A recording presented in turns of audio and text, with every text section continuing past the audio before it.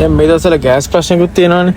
ඒ නිසා අපි බලමු මේ රයිස් කුකර් එකේ කොහොමද අපි නූඩල්ස් එකක් හදාගන්නේ කියලා. ඉස්සෙල්ලා මේ විදිහට රයිස් කුකර් එක ඔන් කරලා නත් වෙන්න ඇරලා මේ විදිහට අපි ඒකට තෙල් ටිකක් දාගන්නවා. ඔයාලා උයන්න ගන්න ඕනෙම කුකින් ඔයිල් එකක් ගන්න. ගොඩක් හොඳයි මේ ෆ්‍රෙෂ් කොකනට් ඔයිල් එකක් ගන්න පුළුවන් නම් සුපිරි.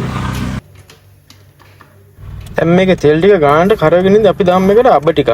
අබ ටික හොඳට ටෙම්පරාදු වෙගෙන එද්දි අපි මේකට දාගමු මේගා ඉන්ග්‍රීඩියන්ට් එක. මොනවද? ලුණු ටිකක්. ලුණු ටිකක් දාලා මේ ටික අපි හොඳට මික්ස් කර ගන්න ඕනේ. හරිද? ලුණු කුඩු පදමේ රසයේ පදමට දාගන්න ඕන. රෙඩි දාගත්තොත් කට තියන්නවත් බැරි වෙයි. අපි දැන් දාගමු මේකට සුදු ලුණු ටිකක්. දාගමු කරපිංච රම්පේ ටිකක්. හරිද? මේ ටික බෙදලා ගන්න පුළුවන් නම් හොඳයි.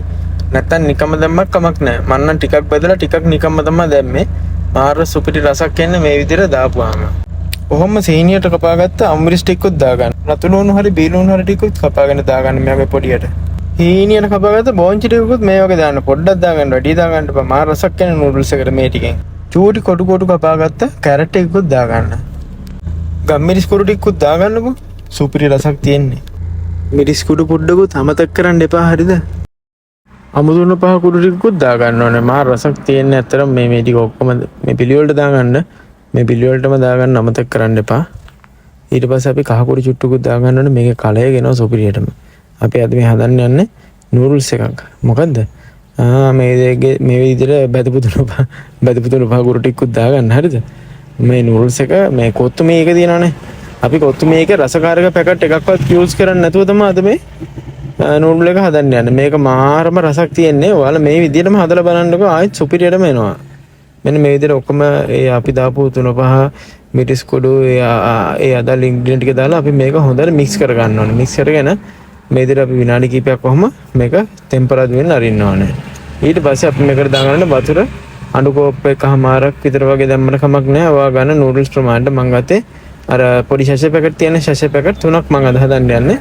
ඒකට මෙන්න මේ වගේ අඬු කෝප් දෙකක් වතුර දාගත්තා නම් ඇති හොඳටම. හරිද? මේ විදිහට ඊට පස්සේ වතුර එක හොඳට නටනකම් මේ විදිහට රයිස් කුකර් එක ඔන් එකේම තියාගන්න.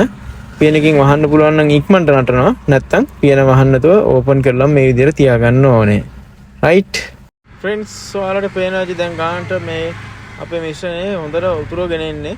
දැන් අපි කරන්න ඕනේ මේකට මේ නූඩල්ස් පැකට් ටික කඩලා පුළුවන් නම් පොඩි පොඩි කෑලි වලටම කඩා ගන්න පැකට් එක ඕපන් කරන්න කලින්. එහෙම නැත්තම් දිග කෑලිම දාන්න පුළුවන්.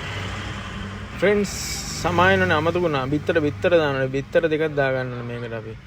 බිත්තර දෙකක් දාලා බිත්තර ටික හොඳටම මේක ඇතුලේ මික්ස් වෙනකන් අපි හොඳට මේක මික්ස් කරගන්න ඕනේ. හැබැයි එළියට විසිවෙන්න මික්ස් කරන්න එපා. ඒ තමයි සීරුවෙන් මික්ස් කරගන්න ඕනේ. ඕකේ. බිත්තර දාන්න ඕනේ ඉස්සෙල්ලා මට ඒක කියන්න අමතකුණා.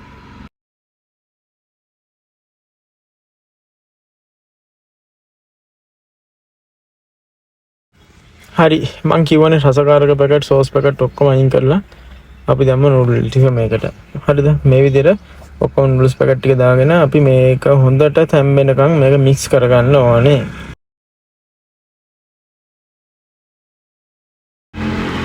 ඊට පස්සේ අපි මේක හොඳට පියනෙන් වහලා විනාඩි 5ක් විතර තැම්බෙන්න තියන්න ඕනේ.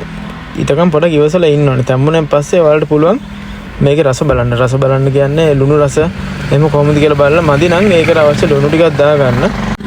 අවසානයේටම මේක අපි කුක් කරලා ඉවරලා මේක ඕෆ් කරන්න ඕන මෙන්න තියෙදි මේකට අපි සිහින්න කපාගත්ත ලීක්ස් කොළ ටිකක් හරි නැත්නම් ලුණු කොළ ටිකක් හරි මොන හරි ඒ වගේ ටිකක් අපි මේකට දාගන්න ඕනේ.